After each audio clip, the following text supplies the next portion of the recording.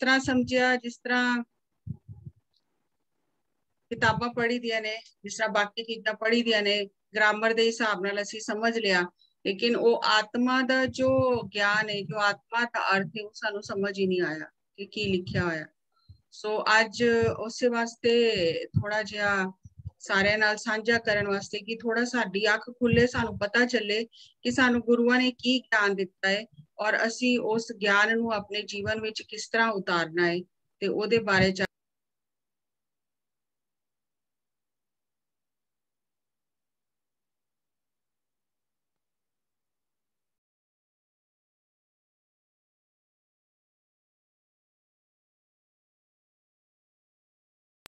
हाँ जी, ਉਹਦੇ ਬਾਰੇ ਤੁਹਾਡੇ ਨਾਲ ਥੋੜਾ ਵਿਚਾਰ ਸਾਂਝਾ ਕਰਾਂਗੀ। ਪਹਿਲੇ ਤੇ ਸਾਰਿਆਂ ਨੂੰ ਪਹਿਲੇ ਪ੍ਰਕਾਸ਼ ਪੁਰਬ ਦੀ ਬਹੁਤ ਬਹੁਤ ਲੱਖ ਵਧਾਈ ਹੋਏ।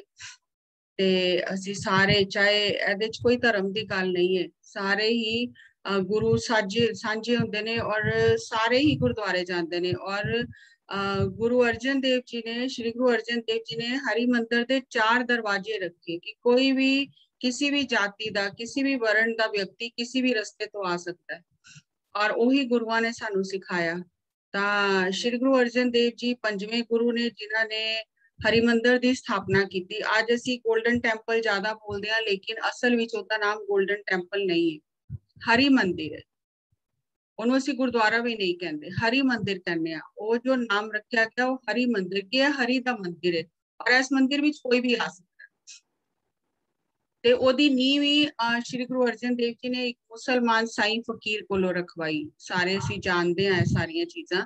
ਤੇ ਉਸ ਸਮੇਂ ਜਿਸ ਤਰ੍ਹਾਂ ਸਮੇਂ ਚੱਲ ਰਿਹਾ ਸੀ ਔਰ 5ਵੇਂ ਗੁਰੂ ਸ਼੍ਰੀ ਗੁਰੂ ਅਰਜਨ ਦੇਵ ਜੀ ਸੀ, 4 ਗੁਰੂ ਹੋ ਚੁੱਕੇ ਸੀ ਔਰ ਉਹਨਾਂ ਨੇ ਗੁਰਬਾਣੀ ਦਾ ਉਚਾਰਨ ਕੀਤਾ, ਲੋਕਾਂ ਨੂੰ, ਸੰਗਤਾਂ ਨੂੰ ਉਪਦੇਸ਼ ਦੇਣਾ ਸ਼ੁਰੂ ਕੀਤਾ। ਲੇਕਿਨ ਸ਼੍ਰੀ ਗੁਰੂ ਅਰਜਨ ਦੇਵ ਜੀ ਦਾ ਟਾਈਮ ਆਉਂਦੇ ਆਉਂਦੇ ਉਹਦੇ ਗੁਰਬਾਣੀ ਵਿੱਚ ਮਿਲਾਵਟ ਹੋਣ ਲੱਗ ਗਈ। जिस तरह हर शब्द के आखिरी तुसीं देखो नानक नाम आता है, नानक ਉਹਦੇ ਨਾਲ शब्द ਜਿਹੜਾ ਉਹ ਪੂਰਨ ਹੋ ਜਾਂਦਾ ਹੈ। ਉਹ ਗੁਰੂ ਨਾਨਕ ਦੇਵ ਜੀ ਦੇ ਨਾਮ ਦੀ ਸਟੈਂਪ ਹੈ, ਮੋਹਰ ਹੈ ਕਿ ਇਹ ਗੁਰਬਾਣੀ ਦਾ ਸ਼ਬਦ ਹੈ। ਲੇਕਿਨ ਉਸ ਸਮੇਂ ਕਿਉਂਕਿ ਸਮੇਂ ਬਦਲ ਰਿਹਾ ਸੀ ਤੇ ਬਹੁਤ ਸਾਰੇ ਹੋਰ ਵੀ ਜਿਹੜੇ ਕਵੀ ਸੀ ਜਾਂ ਲੋਕ ਸੀ, ਉਹਨਾਂ ਨੇ ਨਾਨਕ ਦੇ ਨਾਮ ਨਾਲ ਗੁਰਬਾਣੀ ਦਾ ਜਾਂ ਕਵਿਤਾਵਾਂ ਦਾ ਉਚਾਰਨ ਕਰਨਾ ਸ਼ੁਰੂ ਕੀਤਾ। जिस वेले सिखा ने देखिया, जेड़े मुखी सिख सी उन्होंने देखिया ते उन्होंने श्री गुरु अर्जन देव जी अगे यह अरदास की, बेनती की कि अजे ते गुरु जी तुसी गद्दी ते विराजमान हो ते इन्नी मिलावट हो रही है कि संगतां नूं यह पता ही नहीं चल रहा कि जेड़ा गुरु बाणी केड़ी है और बाणी तो बाहर जेड़ी बाणी उचारी जा रही है वो गुरुआं दी बाणी नहीं है। ओनू पहचान किस तरह करिए? ते अज ते तुसी गुरगद्दी ते विराजमान हो ते यह सब मिलावट हो रही है। और कल नूं सिख संगत दा जिस वेले कोई मार्गदर्शन करने वाला गुरु शरीर रूप विच, देह रूप विच नहीं होएगा, संगत भटक जाएगी। संगत किस तरह इस गल का निर्णय करेगी कि गुरुआं दी बाणी केड़ी? ਤਾਂ ਉਸ ਵੇਲੇ ਉਹਨਾਂ ਮੁਖੀ ਸਿੱਖਾਂ ਦੀ ਗੱਲ ਨੂੰ ਸਮਝਦੇ ਹੋਏ, ਮੰਨਦੇ ਹੋਏ, ਉਸ ਸਮੇਂ ਦਾ ਹਾਲਾਤ ਦੇਖਦੇ ਹੋਏ ਤੇ ਸ਼੍ਰੀ ਗੁਰੂ ਅਰਜਨ ਦੇਵ ਜੀ ਨੇ ਉਸ ਵੇਲੇ ਜਿਹੜੀ ਗੁਰੂ ਨਾਨਕ ਦੇਵ ਜੀ ਤੋਂ ਲੈ ਕੇ ਗੁਰੂ ਰਾਮਦਾਸ ਜੀ ਤੱਕ ਗੁਰਬਾਣੀ ਸੀ, ਉਹਦੀਆਂ ਕੁਝ ਪੋਥੀਆਂ ਸੀ।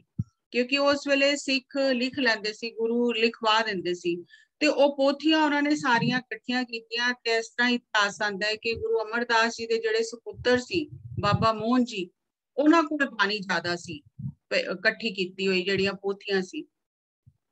ਔਰ ਉਹ ਜ਼ਿਆਦਾ ਸਮਾਧੀ ਵਿੱਚ ਰਹਿੰਦੇ ਸੀ ਔਰ ਜਿਸ ਜਗ੍ਹਾ ਤੇ ਉਸ ਸਥਾਨ ਵਿੱਚ ਰਹਿੰਦੇ ਸੀ ਸਮਾਧੀ ਵਿੱਚ, ਤੇ ਸ਼੍ਰੀ ਗੁਰੂ ਅਰਜਨ ਦੇਵ ਜੀ ਨੇ ਜਿਸ ਵੇਲੇ ਸਿੱਖਾਂ ਨੂੰ ਭੇਜਿਆ ਪੋਥੀਆਂ ਲੈਣ ਵਾਸਤੇ ਤਾਂ ਉਹਨਾਂ ਨੇ ਨਹੀਂ ਦਿੱਤੀਆਂ। ਫਿਰ ਸ਼੍ਰੀ ਗੁਰੂ ਅਰਜਨ ਦੇਵ ਜੀ ਆਪ ਨੰਗੇ ਪੈਰੀ ਚੱਲ ਕੇ ਗਏ ਔਰ ਉਹਨਾਂ ਦਾ ਇੱਕ ਸ਼ਬਦ ਵੀ ਹੈ, ਉਹਨਾਂ ਨੇ ਉੱਥੇ ਗੁਰਬਾਣੀ ਦਾ ਸ਼ਬਦ ਉਚਾਰਨ ਕੀਤਾ। ਉਹ ਸੁਣ ਕੇ ਸ਼ਬਦ ਬਾਬਾ ਮੋਹਨ ਜੀ ਬਹੁਤ ਪ੍ਰਸੰਨ ਹੋਏ ਔਰ ਉਹਨਾਂ ਨੂੰ ਲੱਗਾ ਕਿ ਹਾਂ ਹੁਣ ਇਹ ਗੁਰਬਾਣੀ ਜਿਹੜੀ ਹੈ ਇਹ ਸਹੀ ਹੱਥਾਂ ਵਿੱਚ ਜਾ ਰਹੀ ਹੈ। ਤਾਂ ਫਿਰ ਉਹਨਾਂ ਨੇ ਉਹ ਜਿਹੜੀ ਗੁਰਬਾਣੀ 4 ਗੁਰੂਆਂ ਦੀ ਉਹਨਾਂ ਕੋਲ ਪੋਥੀ ਰੂਪ ਵਿੱਚ ਸੀ, ਉਹ ਉਹਨਾਂ ਨੇ ਸ਼੍ਰੀ ਗੁਰੂ ਅਰਜਨ ਦੇਵ ਜੀ ਨੂੰ ਦੇ ਦਿੱਤੀ। ਸਾਰੀਆਂ ਪੋਥੀਆਂ ਇਕੱਠੀਆਂ ਕਰਕੇ ਫਿਰ ਰਾਮਸਰ ਜਿੱਥੇ ਅੱਜ ਗੁਰਦੁਆਰਾ ਹੈ, ਉਸ ਜਗ੍ਹਾ ਤੇ ਸ਼੍ਰੀ ਗੁਰੂ ਅਰਜਨ ਦੇਵ ਜੀ ਨੇ ਤੰਬੂ ਲਗਵਾ ਕੇ ਭਾਈ ਗੁਰਦਾਸ ਜੀ ਕੋਲੋਂ ਉਹ ਗੁਰਬਾਣੀ ਦਾ ਇੱਕ ਗ੍ਰੰਥ ਲਿਖਵਾਇਆ।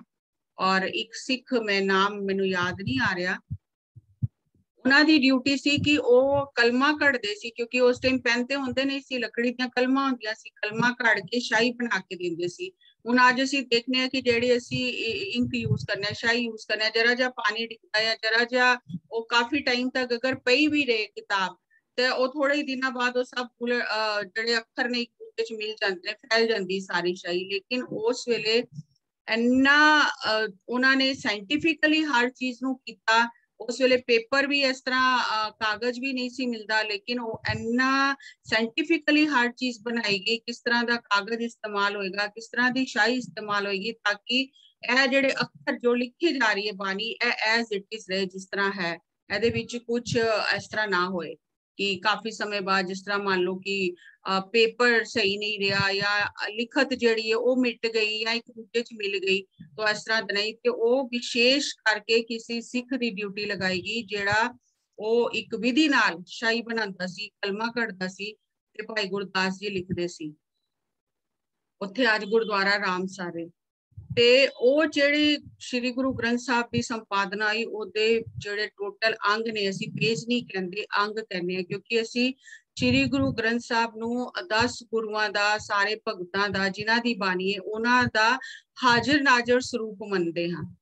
ਤੇ ਅਸੀਂ ਅੰਗ ਕਹਿੰਦੇ ਹਾਂ ਕਿ 1430 ਅੰਗ ਨੇ ਔਰ 60 ਰਾਗਾਂ ਵਿੱਚ ਬਾਣੀ ਦਾ ਉਚਾਰਨ ਹੋਇਆ, ਜਿਹਦੇ ਵਿੱਚ 39 ਰਾਗ ਜਿਹੜੇ ਨੇ ਉਹ ਪਿਓਰ ਸ਼ੁੱਧ ਰਾਗ ਨੇ ਔਰ ਮਿਸ਼ਰਿਤ ਰਾਗ ਜਿਹੜੇ ਨੇ ਉਹ ਮਿਸ਼ਰਿਤ ਰਾਗ ਨੇ।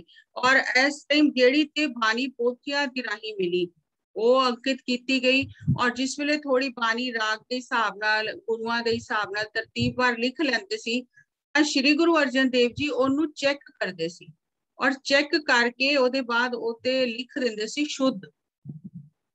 ਕਿੰਨੇ ਇਹਦੇ ਵਿੱਚ ਸ਼ਬਦ ਨੇ, ਕਿੰਨੇ ਇਹਦੇ ਵਿੱਚ ਲਾਈਨਾਂ ਨੇ, ਕਿੰਨੇ ਪਦ ਨੇ, ਅਸ਼ਟਪਦੀਆਂ ਨੇ, ਸ਼ਲੋਕ ਨੇ, ਉਹ ਸਾਰੀ ਗਿਣਤੀ ਕਰਕੇ ਉਹ ਸ਼ੁੱਧ ਲਿਖ ਦਿੰਦੇ ਸੀ। ਅੱਜ ਵੀ ਅਗਰ ਅਸੀਂ ਦੇਖੀਏ ਸ਼ਾਇਦ ਸਾਨੂੰ ਉਨੀ ਸਮਝ ਹੀ ਨਹੀਂ ਹੈ ਕਿ ਅਸੀਂ ਉਹ ਜਿਹੜੀ ਗਿਆਨ ਉਹਨਾਂ ਨੇ ਸਾਨੂੰ ਦਿੱਤਾ ਹੈ ਉਹਨੂੰ ਅਸੀਂ ਸਮਝ ਸਕੀਏ। ਇੰਨਾ ਸਾਇੰਟੀਫਿਕਲੀ ਹਰ ਚੀਜ਼ ਉਹਨਾਂ ਨੇ ਲਿਖ ਕੇ ਸਾਨੂੰ ਦਿੱਤੀ ਹੈ ਕਿ ਅਸੀਂ ਭਟਕੀਏ ਨਾ ਇੱਧਰ ਉੱਧਰ। ਤੇ ਉਹ ਹਰ ਥੋੜਾ ਜਿਹਾ ਜਿਸ ਵੇਲੇ ਲਿਖਤ ਹੋ ਜਾਂਦੀ ਸੀ ਤੇ ਉਹਨੂੰ ਚੈੱਕ ਕਰਕੇ ਸ਼ੁੱਧ ਲਿਖ ਦਿੰਦੇ ਸੀ ਕਿ ਇੰਨੀ ਜਿਹੜੀ ਬਾਣੀ ਹੈ ਉਹ ਸ਼ੁੱਧ ਲਿਖੀ ਗਈ ਹੈ।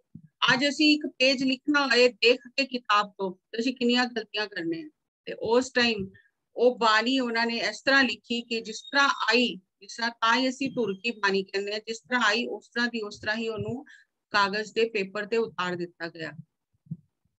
ਔਰ ਜਿਹੜੇ ਉਸ ਵੇਲੇ ਤੋਂ ਗੁਰੂ ਸਾਹਿਬ ਤੋਂ ਪਹਿਲੇ ਭਗਤ ਹੋ ਚੁੱਕੇ ਸੀ, ਜਿਹੜੇ ਪੂਰਨ ਭਗਤ ਹੋ ਚੁੱਕੇ ਸੀ, ਉਹਨਾਂ ਦੀ ਵੀ ਬਾਣੀ ਜਿਹੜੀ ਸੀ ਉਹ ਵੀ ਉਹਨਾਂ ਦੇ ਸੰਪਰਦਾਇਆਂ ਕੋਲ ਸੀ ਔਰ ਉਹਨਾਂ ਦੀ ਵੀ ਬਾਣੀ ਬਹੁਤ ਪ੍ਰਚਲਿਤ ਸੀ।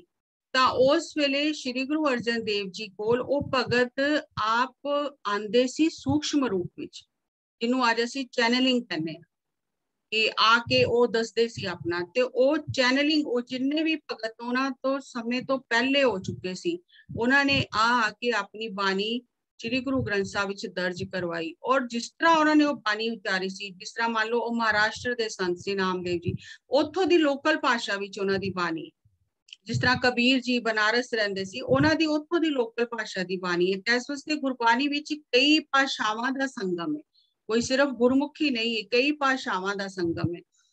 ਔਰ ਜਿਹੜੇ ਮੁਸਲਿਮ ਫਕੀਰ ਹੋਏ ਨੇ, ਫਰੀਦ ਜੀ ਹੋਏ ਨੇ, ਉਹਨਾਂ ਦੀ ਬਾਣੀ ਉਹਨਾਂ ਦੇ ਲੋਕਲ ਜਿਹੜੀ ਉਹਨਾਂ ਨੇ ਉਚਾਰੀ ਭਾਸ਼ਾ ਵਿੱਚ, ਉਸ ਤਰ੍ਹਾਂ ਦੀ ਭਾਸ਼ਾ ਵਿੱਚ ਉਹਨਾਂ ਦੀ ਬਾਣੀ ਹੈ। ਤੇ ਇਸ ਤਰ੍ਹਾਂ ਕਰਕੇ ਪੂਰੇ ਸ਼੍ਰੀ ਗੁਰੂ ਗ੍ਰੰਥ ਸਾਹਿਬ ਜੀ ਦਾ ਸੰਪਾਦਨ ਕੀਤਾ ਗਿਆ। ਬਹੁਤ ਸਾਰੀ ਭ੍ਰਾਂਤੀ ਹੈ ਵੇ ਕਿ ਲੋਕਾਂ ਨੂੰ ਇਸ ਚੀਜ਼ ਦੀ ਸਮਝ ਨਹੀਂ, ਪਤਾ ਹੀ ਨਹੀਂ ਚੱਲਦਾ। ਮੈਂ ਜਿਸ ਤਰ੍ਹਾਂ ਗੂਗਲ ਤੇ ਦੇਖ ਰਹੀ ਹਾਂ ਕਿ ਕਿਤੇ ਲਿਖਿਆ ਹੁੰਦਾ ਕਿ 7 ਗੁਰੂਆਂ ਦੀ ਬਾਣੀ ਹੈ, ਕਿਤੇ ਲਿਖਿਆ 10 ਗੁਰੂਆਂ ਦੀ ਬਾਣੀ ਹੈ, ਕਿਤੇ ਲਿਖਿਆ ਗੁਰੂ ਨਾਨਕ ਦੇਵ ਜੀ ਨੇ ਗੁਰੂ ਗ੍ਰੰਥ ਸਾਹਿਬ ਦੀ ਸੰਪਾਦਨਾ ਕੀਤੀ, ਕਿਤੇ ਕੁਝ ਅਲੱਗ-ਅਲੱਗ ਤਰ੍ਹਾਂ ਦੇ ਸਾਰਿਆਂ ਦੇ ਵਿਚਾਰ ਉਹਨਾਂ ਨੇ ਆਪਣੇ ਰੱਖੇ ਨੇ, ਕਿਉਂਕਿ ਕੋਈ ਵੀ ਲਿਖ ਸਕਦਾ। ਲੇਕਿਨ ਅਸਲੀ ਜਿਹੜੀ ਚੀਜ਼ ਹੈ, ਜਿਹੜੀ ਗੁਰਬਾਣੀ ਦੀ ਕਸੌਟੀ ਤੇ ਖਰੀ ਉਤਰਦੀ ਹੈ, ਉਹ ਅੱਜ ਅਸੀਂ ਸ਼ੇਅਰ ਕਰ ਰਹੇ ਹਾਂ ਕਿ 6 ਗੁਰੂਆਂ ਦੀ ਬਾਣੀ ਹੈ। ਸ਼੍ਰੀ ਗੁਰੂ ਗ੍ਰੰਥ ਸਾਹਿਬ ਵਿੱਚ 6 ਗੁਰੂਆਂ ਦੀ ਬਾਣੀ ਹੈ। ਗੁਰੂ ਨਾਨਕ ਦੇਵ ਜੀ ਦੀ, ਗੁਰੂ ਅੰਗਦ ਦੇਵ ਜੀ ਦੀ, ਤੀਸਰੇ ਗੁਰੂ ਗੁਰੂ ਅਮਰਦਾਸ ਜੀ, ਚੌਥੇ ਗੁਰੂ ਗੁਰੂ ਰਾਮਦਾਸ ਜੀ, ਪੰਜਵੇਂ ਗੁਰੂ ਸ਼੍ਰੀ ਗੁਰੂ ਅਰਜਨ ਦੇਵ ਜੀ। ਔਰ ਫਿਰ ਜਿਸ ਟਾਈਮ ਸ਼੍ਰੀ ਗੁਰੂ ਗੋਬਿੰਦ ਸਿੰਘ ਜੀ ਨੇ ਦੁਬਾਰਾ ਇਹਦੀ ਸੰਪਾਦਨਾ ਕੀਤੀ, ਯੁੱਧ ਸਾਰੇ ਹੋਣ ਤੋਂ ਬਾਅਦ, क्योंकि वो जेड़े तीरमल सी उन्होंने नहीं दिती, पापा जी का स्वरूप नहीं दिता, और उन्होंने कहा तुसी आप ही उच्चारण कर लो, तुसी गुरु हो तो तुसी आप ही उच्चारण कर लो। फिर एक बारी दोबारा श्री गुरु गोबिंद सिंह जी ने दमदमा साहब की जगह ते जाके दोबारा उच्चारण किया, और उस टाइम बाबा दीप सिंह जी जेड़े सी उन्हां दी ड्यूटी सी कलमा कढ़न दी, शाही बनाने दी, और भाई मनी सिंह जी ने वो पूरा उतारा किया। ਤੇ ਇਸ ਤਰ੍ਹਾਂ ਗੁਰੂ ਤੇਗ ਬਹਾਦਰ ਜੀ ਦੀ ਬਾਣੀ ਗੁਰੂ ਗੋਬਿੰਦ ਸਿੰਘ ਜੀ ਨੇ ਬਾਅਦ ਚੋਂ ਉਹਦੇ ਚ ਦਰਜ ਕੀਤੀ ਤੇ 6 ਗੁਰੂਆਂ ਦੀ ਬਾਣੀ ਹੋ ਗਈ। ਔਰ ਉਸ ਤੋਂ ਪਹਿਲੇ ਜਿਹੜੇ ਭਗਤ ਹੋਏ ਸੀ ਗੁਰੂ ਅਰਜਨ ਦੇਵ ਜੀ ਤੋਂ ਪਹਿਲੇ, ਸ਼੍ਰੀ ਗੁਰੂ ਅਰਜਨ ਦੇਵ ਜੀ ਤੋਂ ਪਹਿਲੇ, ਉਹਨਾਂ 15 ਭਗਤਾਂ ਦੀ ਬਾਣੀ ਭਗਤ ਕਬੀਰ ਜੀ, ਰਵਿਦਾਸ ਜੀ, ਫਰੀਦ ਜੀ, ਰਾਮਾਨੰਦ ਜੀ, ਬੇਨੀ ਜੀ, ਨਾਮਦੇਵ ਜੀ, ਸਦਨਾ ਜੀ, ਭੀਖਨ ਜੀ, ਪਰਮਾਨੰਦ ਜੀ, ਭਗਤ ਸੈਨ ਜੀ, ਭਗਤ ਧੰਨਾ ਜੀ, ਭਗਤ ਪੀਪਾ ਜੀ, ਭਗਤ ਸੂਰਦਾਸ ਜੀ, भगत जयदेव जी और भगत त्रिलोचन जी, इन्हां 15 भगतां दी बाणी श्री गुरु ग्रंथ साहिब विच अंकित है। और जिस वेले असीं श्री गुरु ग्रंथ साहिब जी नूं जाके मत्था टेकने आ ते असीं सारे भगतां दी बाणी नूं मत्था टेकदे आ, क्योंकि गुरु जी ने उन्हां नूं अपने बराबर दा स्थान दिता है। ਉਹਨਾਂ ਦੀ ਬਾਣੀ ਨੂੰ ਅੰਕਿਤ ਕਰਕੇ ਸ੍ਰੀ ਗੁਰੂ ਗ੍ਰੰਥ ਸਾਹਿਬ ਵਿੱਚ ਉਹਨਾਂ ਨੂੰ ਆਪਣੇ ਬਰਾਬਰ ਦਾ ਸਥਾਨ ਦਿੱਤਾ ਹੈ। ਔਰ ਉਸ ਟਾਈਮ ਭੱਟ ਹੁੰਦੇ ਸੀ ਜਿਹੜੇ ਬੇਦੀ ਪਾਠ ਕਰਦੇ ਸੀ, ਔਰ ਉਸ ਟਾਈਮ ਉਹ ਖੋਜ ਕਰ ਰਹੇ ਸੀ ਕਿ ਕੋਈ ਐਸਾ ਗੁਰੂ ਮਿਲੇ, ਪੂर्ण ਗੁਰੂ ਮਿਲੇ। ਔਰ ਉਹ ਖੋਜ ਕਰਦੇ ਕਰਦੇ ਜਿਸ ਟਾਈਮ ਅੰਮ੍ਰਿਤਸਰ ਆਏ, ਔਰ ਉਹ ਵੀ ਬਹੁਤ ਪਹੁੰਚੇ ਹੋਏ ਗਿਆਨੀ, ਆਤਮ ਗਿਆਨੀ ਸੀ, ਔਰ ਉਹਨਾਂ ਦੀ ਵੀ ਕੁਝ ਬਾਣੀ ਸੀ। जिस टाइम उन्होंने अपनी उन्होंने पता चलिया कि पंजवें गुरु श्री गुरु नानक देव जी की गद्दी ते विराजमान ने वो गए, और उन्होंने जाके दर्शन किए, उन्होंने आत्मा तृप्त हुई। उन्होंने फिर वो जिहड़ी बाणी उचारी हुई सी, जिहड़ी बाणी उचारी वो श्री गुरु अर्जन देव जी नूं सुनाई, और श्री गुरु अर्जन देव जी ने वो बाणी अध्यात्मिक सिद्धांतां ते, परमात्मा दे सिद्धांतां ते खरी उतरदी सी। ते वो बाणी भी उन्होंने 11 भट्टां दी बाणी जिहड़ी है वो श्री गुरु ग्रंथ साहिब विच अंकित की। और वो जिहड़े भट्टां दे सवैये ने वो तुसी अगर जानदे होवोगे शायद कि हर दिन जिस टाइम हरि मंदिर विच श्री गुरु ग्रंथ साहिब जी का प्रकाश होने लगदा है तां वो सारे भट्टां दे सवैये पढ़े जांदे ने उस टाइम। ते 11 भट्ट जिहड़े होए ने उन्हां दी बाणी कालसर जी, बल जी, बाल जी, भीखन जी, गयानंद जी, हरबंस जी, जाला, कीरत, मथुरा भट्ट, नल भट्ट, सल, ਇਹ 11 ਭੱਟ ਜਿਹੜੇ ਹੋਏ ਨੇ ਇਹਨਾਂ ਦੀ ਬਾਣੀ ਵੀ श्री गुरु ग्रंथ साहिब ਵਿੱਚ ਅੰਕਿਤ ਹੈ। और गुरुआं ने ਜਿਹੜੇ ਵੀ ਜਿਨ੍ਹਾਂ ਨੇ परमात्मा ਨੂੰ ਪਾਇਆ, ब्रह्म ਗਿਆਨ ਨੂੰ ਪਾਇਆ, और ਜਿਨ੍ਹਾਂ ਦੀ ਬਾਣੀ ਕਸੌਟੀ ਤੇ ਖਰੀ ਉਤਰਦੀ ਸੀ ਉਹਨਾਂ ਦੀ ਬਾਣੀ ਨੂੰ ਦਰਜ ਕੀਤਾ। ਕਈ ਐਸੇ ਵੀ ਕਵੀ ਆਏ ਜਿਨ੍ਹਾਂ ਨੇ ਆਪਣੀ ਬਾਣੀ ਉਚਾਰੀ ਲੇਕਿਨ ਉਹ ਬਾਣੀ ਖਰੀ ਨਹੀਂ ਸੀ ਉਤਰਦੀ ਕਸੌਟੀ ਤੇ ਉਹਨਾਂ ਨੇ ਉਹ ਬਾਣੀ ਅੰਕਿਤ ਨਹੀਂ ਕੀਤੀ। इस तरह 4 सिखां दी भी बाणी श्री गुरु ग्रंथ साहिब विच अंकित है। भाई सुंदर जी होए ने जिहड़े गुरु अमरदास जी दे भांजे सी शायद, ते उन्हां ने एक शब्द उच्चारण किया और वो शब्द भी अलानिया दे नाम नाल ओदे अंकित है। भाई मरदाना जी दा एक शब्द है, और भाई सत्ता जी और भाई बलवंड जी ए गुरु घर दे कीर्तनीय सी। और फिर एक समय आके अहंकार करके इन्हां ने गुरु घर दे उलट शब्द बोले, गुरु नानक देव जी दे उलट बोले, और उस वेले गुरु अर्जन देव जी ने इन्हां नूं कहा कि तुसी गुरु घर ते फिटकारे होए हो, तुहानूं कोई मत्थे नहीं लाएगा। ते उन्हां ने बड़े कष्ट सहे, फिर बड़े दुख पाए, और फिर परोपकारी भाई लद्दा जी जिहड़े सी उन्हां ने इन्हां दी भुल नूं बख्शवाया। और फिर इन्हां ने गुरु नानक देव जी तो लैके श्री गुरु अर्जन देव जी तक उस्तत की, इन्ने समाधि स्थिति च होके उस्तत की। और वो बाणी फिर श्री गुरु अर्जन देव जी ने उन्होंने भी श्री गुरु ग्रंथ साहिब विच जगह दी, जिन्होंने असीं सत्ते बलवंड जी दे श्लोक कहने आ। तां इस तरह करके श्री गुरु ग्रंथ साहिब जी की संपादना पूर्ण हुई, और पहला प्रकाश उत्सव जिहड़ा सी वो हरि मंदिर दे अंदर किया गया, प्रकाश किया गया। और जिस टाइम प्रकाश किया बाबा बुड्ढा जी ने श्री गुरु ग्रंथ साहिब जी को अपने सीस ते रखिया, और गुरु अर्जन देव जी चौर साहब करते करते पीछे आए, और श्री गुरु अर्जन देव जी आप नीवे बैठते सी ते गुरु ग्रंथ साहिब जी का प्रकाश जिहड़ा सी वो उच्चा हुंदा सी। हुण श्री गुरु नानक देव जी की जिहड़ी पहली बाणी श्री गुरु ग्रंथ साहिब विच अंकित है, जिथों शुरुआत हुंदी आदि श्री गुरु ग्रंथ साहिब की, वो पहला अक्षर है इक ओंकार, कि वो परमात्मा इक है। हुण उन्होंने दस दिता कि परमात्मा एक है, लेकिन असीं किसी नाल भी दोस्ती करनी होवे, जान पहचान करनी होवे, किसी नूं भी जानना होवे ਤੇ ਅਸੀਂ ਉਹਦੇ ਬਾਰੇ ਚ ਪਹਿਲੇ ਪੂਰੀ ਜਾਣਕਾਰੀ ਲੈਣੇ ਆ, ਉਹ ਕੀ ਕਰਦਾ ਹੈ, ਕਿੱਥੇ ਰਹਿੰਦਾ ਹੈ, ਉਹਦੇ ਨਾਲ ਸਾਨੂੰ ਦੋਸਤੀ ਕਰਨ ਨਾਲ ਕੀ ਫਾਇਦਾ ਹੋਏਗਾ। ਹਾਂ, ਪੂਰੀ ਅਸੀਂ ਪਹਿਲੇ ਜਾਣਕਾਰੀ ਕਰਦੇ ਆ ਕਿਸੇ ਦੇ ਨੇੜੇ ਹੋਣ ਤੋਂ ਪਹਿਲੇ। ਤਾਂ ਐਸੇ ਤਰ੍ਹਾਂ ਹੀ ਜਿਸ ਵੇਲੇ ਸ੍ਰੀ ਗੁਰੂ ਨਾਨਕ ਦੇਵ ਜੀ ਨੇ ਦੱਸ ਦਿੱਤਾ ਕਿ ਪਰਮਾਤਮਾ ਇੱਕ ਹੈ, ਇੱਕ ਓਂਕਾਰ ਹੈ, ਤਾਂ ਉਹਦੇ ਫਿਰ ਗੁਣ ਬਿਆਨ ਕੀਤੇ ਕਿ ਅਗਰ ਅਸੀਂ ਉਹਨੂੰ ਜਾਣਨਾ ਚਾਹੁੰਦੇ ਹਾਂ ਤੇ ਸਾਨੂੰ ਉਹਦੇ ਬਾਰੇ ਚ ਪਤਾ ਹੋਣਾ ਚਾਹੀਦਾ ਕਿ ਉਹਦੇ ਗੁਣ ਕੀ ਨੇ। ਤਾਂ ਫਿਰ ਪੂਰਾ ਜਿਹੜਾ ਸਾਡਾ ਮੂਲ ਮੰਤਰ ਦਾ ਪਾਠ ਹੈ ਉਹਦੇ ਵਿੱਚ ਉਹਨਾਂ ਨੇ ਪਰਮਾਤਮਾ ਦੇ ਗੁਣ ਬਿਆਨ ਕੀਤੇ। ਫਿਰ ਦੂਜੀ ਚੀਜ਼ ਉਹਨਾਂ ਨੇ ਦੱਸੀ ਕਿ ਹੁਣ ਇਹ ਪਰਮਾਤਮਾ ਜਿਹੜਾ ਸਰਵ ਸ਼ਕਤੀਮਾਨ ਹੈ, ਜਿਹੜਾ ਸਾਰੀਆਂ ਕਲਾ ਨਾਲ ਸੰਪੂਰਨ ਹੈ, ਜੋ ਜਨਮਦਾ ਨਹੀਂ, ਜੋ ਮਰਦਾ ਨਹੀਂ, ਜੋ ਆਪਣੇ ਆਪ ਤੋਂ ਹੀ ਹੈ, ਜਿਹਨੂੰ ਕਿਸੇ ਨੇ ਬਣਾਇਆ ਨਹੀਂ ਹੈ, ਔਰ ਜੋ ਸ੍ਰਿਸ਼ਟੀ ਦੇ ਕਣ ਕਣ ਵਿੱਚ ਵਸਿਆ ਹੋਇਆ, ਐਸਾ ਪਰਮਾਤਮਾ, ਇਹਨੂੰ ਪਾ ਕਿਸ ਤਰ੍ਹਾਂ ਸਕਨੇ ਆ। ਹੁਣ ਤੇ ਸਾਨੂੰ ਪਤਾ ਚੱਲ ਗਏ, ਪਰ ਇਹਨੂੰ ਪਾ ਕਿਸ ਤਰ੍ਹਾਂ ਸਕਨੇ ਆ। ਤਾਂ ਉਹਨਾਂ ਨੇ ਨਾਲ ਹੀ ਦੱਸ ਦਿੱਤਾ ਕਿ ਅਸੀਂ ਧਿਆਨ ਕਰਕੇ ਉਹਨੂੰ ਪਾ ਸਕਦੇ ਹਾਂ, ਆਪਣੇ ਮਨ ਨੂੰ ਚੁੱਪ ਕਰਾ ਕੇ ਉਹਨੂੰ ਪਾ ਸਕਦੇ ਹਾਂ। ਹੁਣ ਉਹਦੇ ਵਿੱਚ ਉਹਨਾਂ ਨੇ ਫਿਰ ਅਗਰ ਅਸੀਂ ਜਪਜੀ ਸਾਹਿਬ ਦਾ ਹੀ ਪਾਠ ਸਮਝ ਲਈਏ ਔਰ ਉਹਨੂੰ ਹੀ ਅਗਰ ਅਸੀਂ ਕਰੀਏ, ਔਰ ਸਾਨੂੰ ਪੂਰਾ ਇਸ ਸੰਸਾਰ ਦਾ, ਬ੍ਰਹਿਮੰਡ ਦਾ, ਆਪਣੇ ਆਪ ਦਾ, ਅਧਿਆਤਮਿਕ ਸਿਧਾਂਤਾਂ ਦਾ ਪੂਰਾ ਗਿਆਨ ਸਾਨੂੰ ਉਹਦੇ ਵਿੱਚ ਗੁਰੂ ਸਾਹਿਬ ਨੇ ਦਿੱਤਾ। ਔਰ ਫਿਰ ਅੱਗੋਂ ਜਿਹੜੀ ਬਾਣੀ ਚੱਲੀ ਪੂਰੀ ਸ੍ਰੀ ਗੁਰੂ ਗ੍ਰੰਥ ਸਾਹਿਬ ਵਿੱਚ, ਉਹ ਪਰਮਾਤਮਾ ਨੂੰ ਪਾਣ ਦੇ ਰਸਤੇ ਦੱਸੇ ਗਏ, ਪਰਮਾਤਮਾ ਦੀ ਵਡਿਆਈ ਕੀਤੀ ਗਈ ਕਿ ਕਿਸ ਤਰ੍ਹਾਂ ਅਸੀਂ ਉਹਨੂੰ ਪਾ ਸਕਦੇ ਹਾਂ, ਉਹ ਕੀ ਕਰਦਾ ਹੈ, ਉਹਦੇ ਗੁਣ ਕੀ ਨੇ, ਔਰ ਉਹ ਸਾਰਾ ਖੋਲ ਕੇ ਦੱਸਿਆ ਗਿਆ। ਔਰ ਸ੍ਰੀ ਗੁਰੂ ਗ੍ਰੰਥ ਸਾਹਿਬ ਵਿੱਚ ਕੋਈ ਕਥਾ ਨਹੀਂ ਹੈ, ਕਿਸੇ ਗੁਰੂ ਦੀ ਕੋਈ ਪਰਸਨਲ ਡਿਟੇਲ ਨਹੀਂ ਹੈ ਕਿ ਉਹਨਾਂ ਦਾ ਜਨਮ ਕਿੱਥੇ ਹੋਇਆ, ਉਹਨਾਂ ਦਾ ਪਰਿਵਾਰ ਕੌਣ ਸੀ, ਨਹੀਂ, ਕੇਵਲ ਔਰ ਕੇਵਲ ਇੱਕ ਪਰਮਾਤਮਾ ਦੀ ਗੱਲ। ਔਰ ਜਿਹੜਾ ਉਹਦੀ ਗਹਿਰਾਈ ਵਿੱਚ ਉਤਰਦਾ ਹੈ ਉਹ ਸਭ ਪਾ ਜਾਂਦਾ ਹੈ। ਲੇਕਿਨ ਉਹਦੀ ਗਹਿਰਾਈ ਵਿੱਚ ਉਤਰਨ ਵਾਸਤੇ ਸਾਨੂੰ ਸਭ ਤੋਂ ਪਹਿਲੀ ਜਿਹੜੀ ਜ਼ਰੂਰਤ ਹੈ ਆਪਣੇ ਮਨ ਨੂੰ ਚੁੱਪ ਕਰਾਉਣਾ, ਕਿਉਂਕਿ ਸਾਡਾ ਮਨ ਹੀ ਬਹੁਤ ਬੋਲ ਰਿਹਾ। ਔਰ ਜਿਉਂ ਸਾਡਾ ਮਨ ਚੁੱਪ ਹੋਏਗਾ, ਅਸੀਂ ਧਿਆਨ ਕਰਾਂਗੇ, ਅਸੀਂ ਪਰਮਾਤਮਾ ਦੇ ਗੁਣਾਂ ਦਾ ਵਿਚਾਰ ਕਰਾਂਗੇ, ਤੇ ਫਿਰ ਸਾਨੂੰ ਸਭ ਤੋਂ ਪਹਿਲੇ ਉਹਨਾਂ ਨੇ ਜਿਹੜਾ ਮੰਤਰ ਦਿੱਤਾ ਕਿ ਕਿਸ ਤਰ੍ਹਾਂ ਉਹਨੂੰ ਪਾਇਆ ਜਾ ਸਕਦਾ ਹੈ, ਅਸੀਂ ਉਸ ਕੁਦਰਤ ਦੇ ਨਿਯਮ ਨੂੰ ਸਵੀਕਾਰ ਕਰ ਲਈਏ ਕਿ ਜੋ ਹੋ ਰਿਹਾ ਉਹਦੇ ਨਿਯਮ ਨਾਲ ਹੋ ਰਿਹਾ, ਔਰ ਅਸੀਂ ਉਸ ਨਿਯਮ ਦੇ ਉਲਟ ਨਾ ਚੱਲੀਏ, ਅਸੀਂ ਉਸ ਨਿਯਮ ਨੂੰ ਸਵੀਕਾਰ ਕਰੀਏ, ਅਸੀਂ ਉਸ ਪਰਮਾਤਮਾ ਨੂੰ ਪਾ ਸਕਦੇ ਹਾਂ। ਅੱਜ ਜਿੰਨੀਆਂ ਵੀ ਅਸੀਂ ਵਰਕਸ਼ਾਪ ਕਰਨੇ ਆ, ਜਿੰਨੀਆਂ ਵੀ ਅਸੀਂ ਕਿਤਾਬਾਂ ਪੜ੍ਹ ਰਹੇ ਹਾਂ, ਜਿੰਨਾ ਵੀ ਅਸੀਂ ਗਿਆਨ ਇੱਧਰੋਂ ਉੱਧਰੋਂ ਹਾਸਲ ਕਰ ਰਹੇ ਹਾਂ, ਸਾਡਾ ਗੁਰੂਆਂ ਨੇ ਸਾਰਾ ਗਿਆਨ ਸਾਨੂੰ ਪਹਿਲੇ ਹੀ ਲਿਖ ਕੇ ਦਿੱਤਾ, ਲੇਕਿਨ ਸਾਡਾ ਉਸ ਪਾਸੇ ਧਿਆਨ ਹੀ ਨਹੀਂ ਗਿਆ, ਕਿਉਂਕਿ ਅਸੀਂ ਇੰਨੀ ਗਹਿਰਾਈ ਨਾਲ ਕਦੀ ਸਮਝਣੇ ਦੀ ਕੋਸ਼ਿਸ਼ ਹੀ ਨਹੀਂ ਕੀਤੀ। ਗ੍ਰੈਟੀਟਿਊਡ ਕਿ ਗੁਣ ਗਾ ਕੇ ਪਰਮਾਤਮਾ ਦੇ ਅਸੀਂ ਉਹਨੂੰ ਪਾ ਸਕਦੇ ਹਾਂ। ਹੁਣ ਸਾਡੇ ਅੰਦਰ ਬਹੁਤ ਬੁਰਾਈਆਂ ਨੇ, ਪਾਪ ਨੇ, ਅਵਗੁਣ ਸਾਡੇ ਅੰਦਰ ਬਹੁਤ ਨੇ।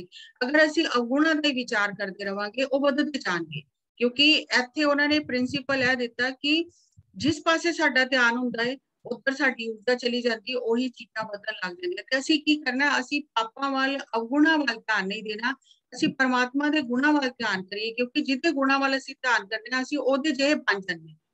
ਤੇ ਜਿਸ ਤਰ੍ਹਾਂ ਗੰਦਾ ਪਾਣੀ ਕਿਸੇ ਜਗ੍ਹਾ ਤੇ ਇਕੱਠਾ ਹੈ, ਤੇ ਹੁਣ ਸਭ ਤੋਂ ਸੌਖਾ ਤਰੀਕਾ ਕੀ ਹੈ ਉਸ ਗੰਦੇ ਪਾਣੀ ਨੂੰ ਸਾਫ਼ ਕਰਨ ਦਾ, ਕਿ ਪਿੱਛੋਂ ਤੁਸੀਂ ਸਾਫ਼ ਪਾਣੀ ਪਾਈ ਜਾਓ, ਔਰ ਜੋ ਸਾਫ਼ ਪਾਣੀ ਪੈਂਦਾ ਜਾਏਗਾ ਗੰਦਾ ਪਾਣੀ ਨਿਕਲ ਜਾਏਗਾ, ਔਰ ਉਹ ਪਾਣੀ ਇੱਕ ਦਿਨ ਸਾਫ਼ ਹੋ ਜਾਏਗਾ। ਤਾਂ ਉਹਨਾਂ ਨੇ ਕਿਹਾ ਪਰਮਾਤਮਾ ਦੇ ਗੁਣਾਂ ਦਾ ਹਰ ਵਕਤ ਅਸੀਂ ਵਿਚਾਰ ਕਰੀਏ, ਗ੍ਰੈਟੀਟਿਊਡ ਵਿੱਚ ਰਹੀਏ। ਔਰ ਕਿਸ ਟਾਈਮ ਕਰੀਏ, ਉਹਨੇ ਤੁਸੀਂ ਹਰਲੀਨ ਦਾ ਪਿੱਛੇ ਸੈਸ਼ਨ ਸੁਣਿਆ, ਔਰ ਉਹਨੇ ਦੱਸਿਆ ਕਿ ਐਫਰਮੇਸ਼ਨ ਕਿਸ ਟਾਈਮ ਕਰਨੀ ਹੈ, ਸਵੇਰੇ ਉੱਠਦਿਆਂ ਸਾਰ ਔਰ ਰਾਤੀ ਸੌਣ ਲੱਗਿਆ, ਤਾਂ ਉਹਨੂੰ ਬਾਣੀ ਵਿੱਚ ਅੰਮ੍ਰਿਤ ਵੇਲਾ ਕਿਹਾ ਗਿਆ।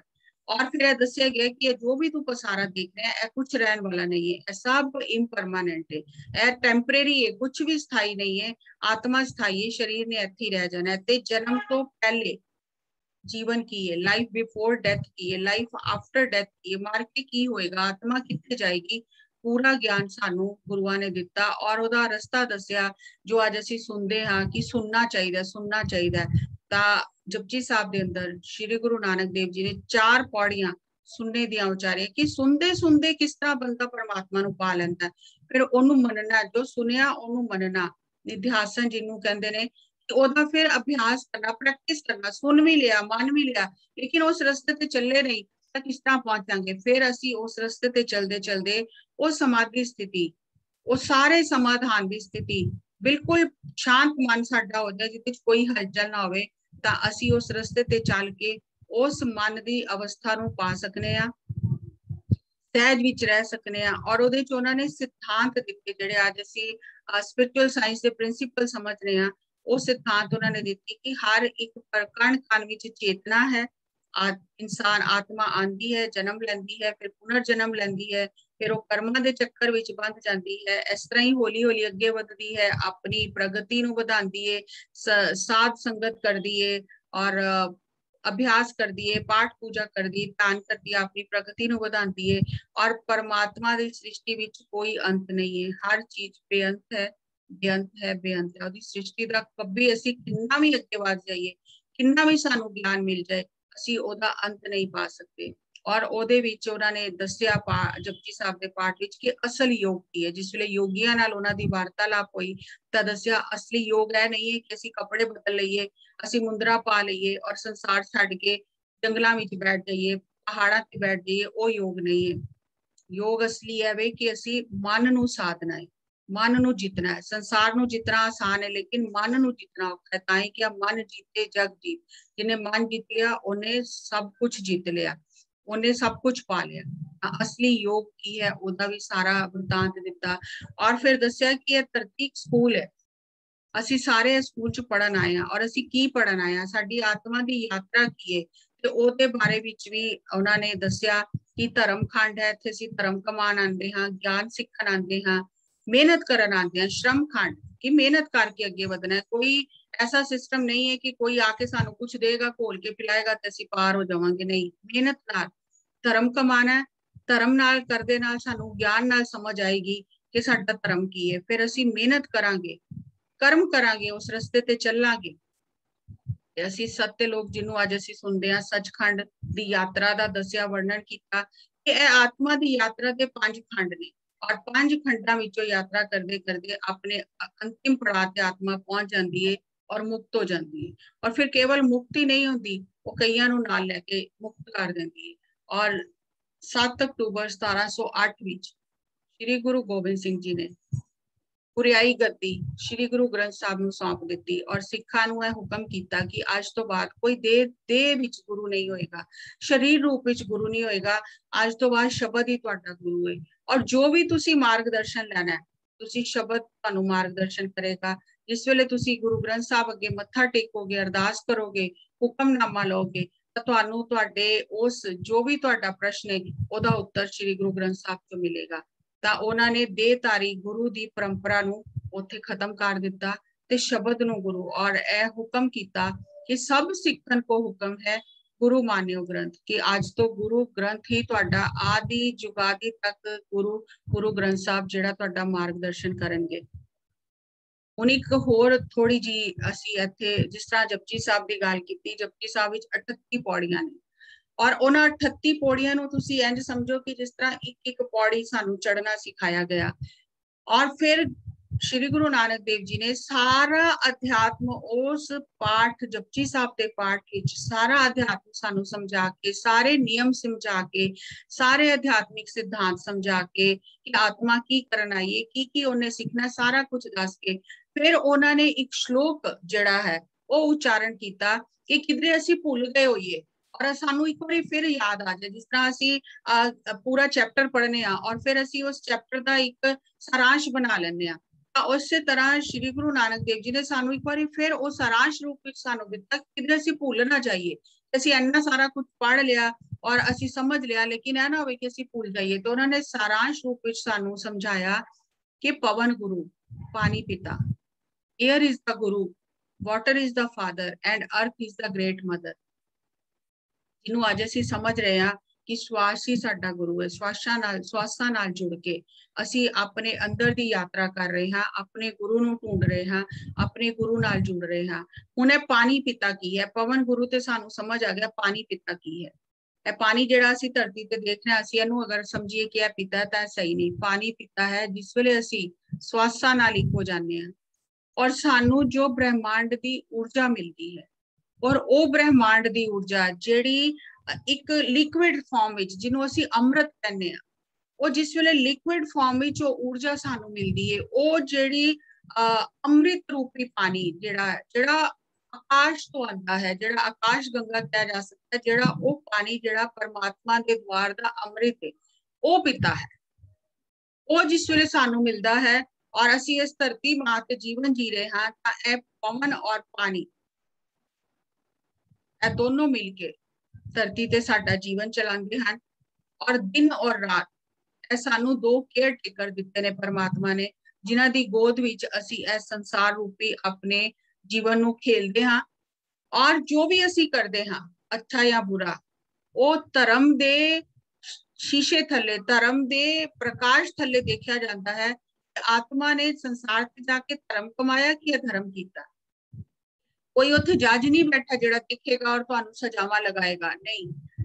अपने आप ही आत्मा जाके उत्थे देखती है कि धर्म के अनुसार उन्हें काम सही कीते कि सही नहीं कीते। और जिन्हां ने सही किया वो परमात्मा दे अपनी जेड़े आत्मा दे नेड़े हो गए जीवन विच, उन्हां दे जेड़े कर्म उन्होंने कीते, धर्म कमाया धरती पे आके, वो परमात्मा दे भी नेड़े हो गए।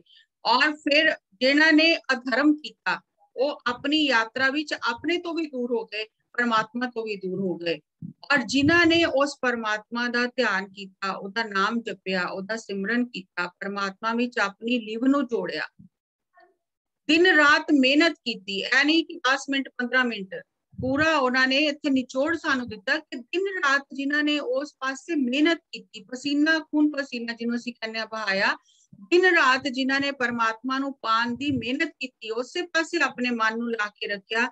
फिर उन्हां दे मुख जिहड़े ने जिस वेले संसार छड्ड के जांदे ने उज्जल हो जाते हैं। उन्होंने कोई क्वेश्चन नहीं करता, कोई प्रश्न नहीं करता तुसी की करन गए सी ते की करके आए, क्योंकि जो करन आए सी वो सब कुछ करके गए। ते केवल वो ही मुक्त नहीं होंदे, जेड़े उन्हां दी संगत करदे ने, जेड़े उन्हां दे नाल लगदे ने, वो सारे ही मुक्त हो जाते हैं। तां ऐ सारांश फिर श्री गुरु नानक देव जी ने सानू जपजी साहब दे अंत विच श्लोक दे रूप विच दिता कि जेड़े परमात्मा दे राह ते चलदे ने और मेहनत करते ने और उन्हें पा लेंदे ने, वो अपनी यात्रा पूरी कर लेंदे ने। फिर केवल उन्हां दी यात्रा पूरी नहीं हुंदी, उन्हां नाल कईयां दा छुटकारा हो जाता है, कई जीवन मुक्त हो जाते हैं। इसलिए असी संसार विच एक कमल की तरह रहना है।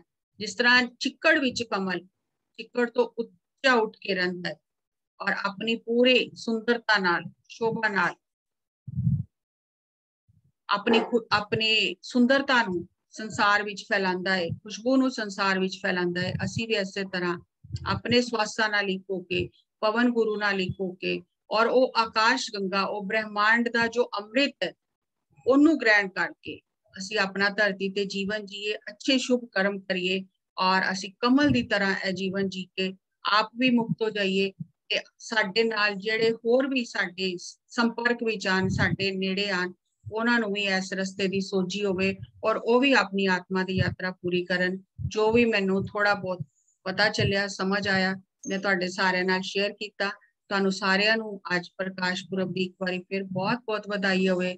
असी सारे बहुत किस्मत वाले हैं जो सानू गुरुआं ने इन्ना ज्ञान दिता है। बस असी मेहनत करनी है, अपने आप नाल जुड़ना है ते उस ज्ञान नूं असी अनुभव करना है और अपनी यात्रा नूं पूर्ण करना है। सो सत श्री अकाल, बहुत बहुत तुहाडा धन्यवाद। हाँ जी मीनू जी,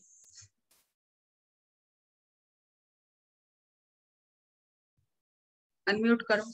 प्रणाम मैम, आपको भी हाँ जी बधाई मैम, सबको बधाई। हाँ जी मैम मैं बस यही शेयर करना चाहती हूँ भी आज मैंने मतलब ध्यान में विचार वगैरह आने की कोशिश तो थोड़ा बहुत कर रहे थे, लेकिन आने नहीं दिया जा रहा था, मास्टर्स ने आने नहीं दिया, तो श्वासों पर ही ध्यान रहा बिल्कुल और पूरा मतलब कॉन्शियस थी। और मैम मैंने जैसे देख का प्रसाद मेरे मुंह में मतलब डाला गया, मतलब इस तरह का अनुभव मुझे हुआ।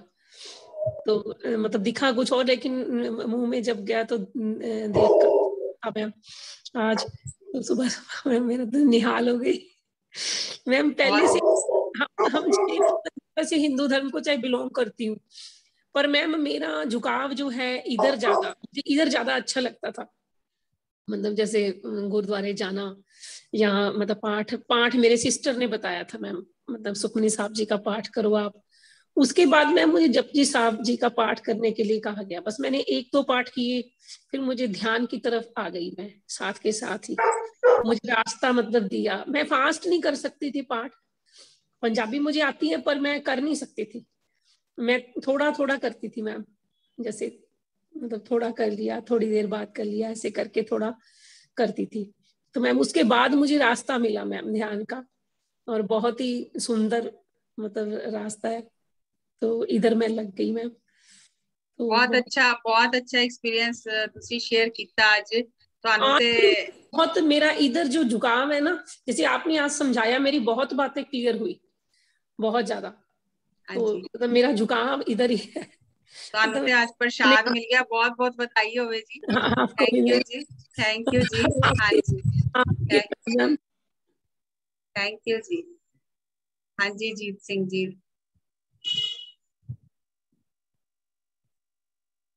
अनम्यूट करो। जी मैं सत श्री अकाल जी। सत श्री और अकाल। जिन्ने भी सारे अपने पार्टिसिपेंट ने, और ਸਾਰਿਆਂ ਨੂੰ ਸ੍ਰੀ ਗੁਰੂ ਗ੍ਰੰਥ ਸਾਹਿਬ ਜੀ ਦੀਆਂ ਲੱਖ ਲੱਖ ਵਧਾਈ ਹੋਵੇ ਪ੍ਰਕਾਸ਼ ਉਤਸਵ ਦੀਆਂ। ਔਰ ਮੈਂ ਇੱਕ ਗੱਲ ਕਰਨੀ ਚਾਹੁੰਦਾ ਕਿ ਮੈਂ ਜਿਹੜੇ ਜਿੰਨੇ ਆਪਣੇ ਧਰਮ ਨੇ ਉਹ ਕਦੋਂ ਕਦੋਂ ਤੇ ਕੀ ਹੈਗਾ, ਹੋ ਸਕਦਾ ਆਪਾਂ ਐਤਵਾਰ ਨੂੰ, ਤੁਸੀਂ ਕਹਿੰਦੇ ਸੀ ਇੱਕ ਸੈਕਸ਼ਨ ਆਪਾਂ ਰੱਖਣਾਗਾ, ਤੇ ਮੈਂ ਉਹਦੀ ਤਿਆਰੀ ਕਰਦਾ, ਮੈਂ ਕਰ ਲਈ ਆਲਰੇਡੀ। ਤੇ ਜਿਹੜੇ 5000 ਸਾਲ ਪਹਿਲਾਂ ਤੋਂ ਮਤਲਬ ਜਿਹੜੇ ਧਰਮ, ਮਤਲਬ ਇਹ ਸਾਰਾ ਉਹਦੇ ਵਿੱਚ ਆਊਗਾ। ਮੈਂ ਤੁਹਾਨੂੰ ਹੋ ਸਕਿਆ ਤਾਂ ਤੁਹਾਨੂੰ ਭੇਜ ਵੀ ਦੇਵਾਂਗਾ, ਉਹ ਸੈਂਡ ਕਰਾਂਗਾ, ਤੁਸੀਂ ਮਤਲਬ ਚੈੱਕ ਕਰ ਲਿਓ ਉਹਨਾਂ ਨੂੰ, ਤੇ ਉਹ ਦੇਵਾਂਗੇ ਆਪਾਂ। ਤੇ ਬਾਕੀ ਹੋਰ ਸਾਰਿਆਂ ਦਾ ਬਹੁਤ ਬਹੁਤ ਧੰਨਵਾਦ, ਥੈਂਕ ਯੂ। ਤੇ ਤੁਸੀਂ ਆ ਜਿਹੜਾ ਅੱਜ ਰੱਖਿਆ ਪ੍ਰੋਗਰਾਮ, ਬਹੁਤ ਠੀਕ ਲੱਗਿਆ ਜੀ, ਬਹੁਤ ਵਧੀਆ ਸੀਗਾ ਇਹ। ਬਹੁਤ ਬਸ ਸ਼ਾਰਟ ਟਾਈਮ ਦੇ ਵਿੱਚ ਥੋੜਾ ਬਹੁਤ ਵਧੀਆ ਗਿਆਨ ਆ ਜਾਂਦਾ ਜੀ। ਥੋੜੇ ਟਾਈਮ ਦੇ ਵਿੱਚ ਥੋੜੀਆਂ ਗੱਲਾਂ ਨਾਲ ਗਿਆਨ ਆ ਜੇ, ਬੜੀ ਵੱਡੀ ਗੱਲ ਹੁੰਦੀ ਹੈ ਜੀ ਇਹ। ਹਾਂਜੀ ਹਾਂਜੀ ਹਾਂਜੀ ਹਾਂਜੀ, ਕਿਉਂਕਿ ਅਸੀਂ ਪੂਰੇ ਗ੍ਰੰਥ ਸਾਹਿਬ ਨੂੰ ਤਾਂ ਅਸੀਂ ਕਿਸੇ ਤਰ੍ਹਾਂ ਵੀ ਅਸੀਂ ਕਰ ਨਹੀਂ ਸਕਦੇ ਕੁਛ, ਪਰ ਥੋੜੇ ਟਾਈਮ ਦੇ ਵਿੱਚ ਥੋੜੀਆਂ ਗੱਲਾਂ ਨਾਲ ਵੱਡੀ ਗੱਲ ਮਿਲ ਜਾਂਦੀ ਹੈ ਦੱਸੋ ਜੀ। ਬਹੁਤ ਬਹੁਤ ਧੰਨਵਾਦ, ਥੈਂਕ ਯੂ। ਬਹੁਤ ਬਹੁਤ ਧੰਨਵਾਦ। ਹਾਂਜੀ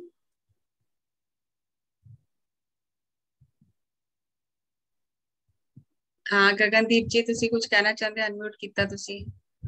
नहीं जी बस thank you thank you thank you. हाँ टीपी सिंह जी, कल उनकी दी ड्यूटी लगाई। हाँ जी टीपी सिंह जी। सत श्री अकाल मैम। सत श्री अकाल। हाँ जी मैडम, जरा अज गए हुए है आउट ऑफ सिटी ने ते हाँ जी मेरा ख्याल सतबीर जी दी तुसी कह रहे सी या जीत सिंह जी? जीत सिंह जी दी। हाँ जी जीत सिंह जी हुण 2 दिन करवाएंगे, कल और परसों। और गगनदीप मैडम ਉਹਨਾਂ ਨੂੰ ਸਵਾਗਤ ਕਰਨਗੇ ਕੱਲ ਸਵੇਰੇ। हाँ जी जी हाँ जी। ਤੇ जीत सिंह जी ਹੁਣ ਤੁਸੀਂ 2 दिन ਧਿਆਨ ਕਰਾਣਾ, और फिर ਅੱਗੋਂ टीपी सिंह जी आ जाएंगे, शायद सुखबीर जी ਦੀ ਡਿਊਟੀ ਹੈ ਉਹਦੇ ਬਾਅਦ। फिर अगले हफ्ते ਦਾ ਅਸੀਂ ਦੁਬਾਰਾ ਸੇ ਤੁਸੀਂ ਆਪਣੀ ਆਪਣੀ ਫੋਟੋ ਜ਼ਰੂਰ ਉਹਨਾਂ ਨੂੰ ਭੇਜ ਦੇਣਾ, क्योंकि फिर ताई वो फ्लैर बनेगा और वो ग्रुप्स विच जाएगा। तो अपना नाम लिख के फोटो भेज देना जरूर, ताकि अगले भी हफ्ते की तैयारी पूरी हो सके।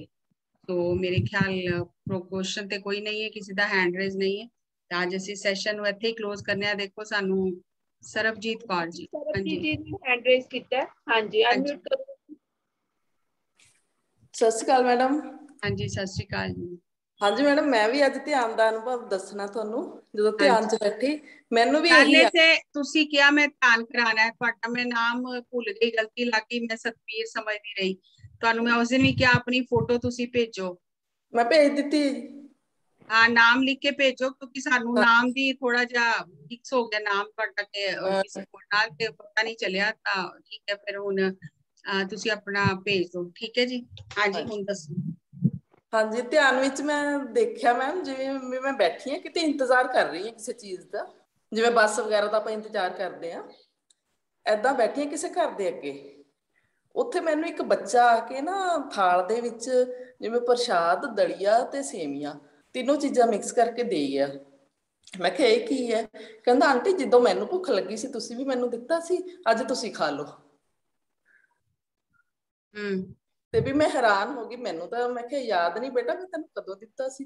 कहना मैनू तुसीं दिता सीगा, वो मैनू फड़ा के चलिया गया थाल। हाँ जी ते भी मैं ओहदे चों खा रही हाँ। बस वधिया, और की करना। तुहानू सूक्ष्म रूप विच मिल गया तुहानू प्रसाद, ਉਹਨਾਂ ਨੂੰ ਵੀ ਮਿਲ ਗਿਆ, ਮੀਨੂ ਜੀ ਨੂੰ ਮਿਲ ਗਿਆ, ਤੁਹਾਨੂੰ ਮਿਲ ਗਿਆ, ਅਸੀਂ ਤਾਂ ਸੁਣਾਉਂਦੇ ਹੀ ਰਹਿ ਗਏ। ਬਹੁਤ ਬਹੁਤ ਅੱਛਾ। ਤੇ ਹੋਰ ਕੀ ਚਾਹੀਦਾ। ਦੇਖੋ ਇਹਨਾਂ ਦਾ ਬਹੁਤ ਗਹਿਰੇ ਮਤਲਬ ਹੁੰਦੇ ਨੇ, ਅਸੀਂ ਉਸੇ ਵੇਲੇ ਨਹੀਂ ਸਮਝ ਸਕਦੇ, ਆਪਣੇ ਆਪ ਤੁਹਾਨੂੰ ਹੌਲੀ ਹੌਲੀ ਸਮਝ ਆਏਗਾ, ਆਪਣੇ ਆਪ ਸਮਝ ਆਏਗਾ ਹੌਲੀ ਹੌਲੀ। ਤੇ ਕਾਹਲੀ ਨਹੀਂ ਕਰਨੀ ਕਿ ਪਤਾ ਚੱਲੇ ਕੀ ਮਤਲਬ ਹੈ, ਕੀ ਮਤਲਬ ਹੈ, ਆਪਣੇ ਆਪ ਸਮਝ ਆਏਗਾ। ਆਨੰਦ ਲਓ। ਹਾਂਜੀ, ਮਤਲਬ ਸਮਝਦੇ ਸਮਝਦੇ ਤਾਂ ਮੈਂ ਧਿਆਨ ਚ ਪ੍ਰਵੇਸ਼ ਹੋਈ ਹਾਂ ਮੈਡਮ। ਮੇਰੇ ਨਾਲ ਉਲਟ ਹੋਇਆ, ਕਹਿੰਦੇ ਆ ਨਾ ਧਿਆਨ ਚ ਆ ਕੇ ਅਨੁਭਵ ਹੁੰਦੇ ਨੇ।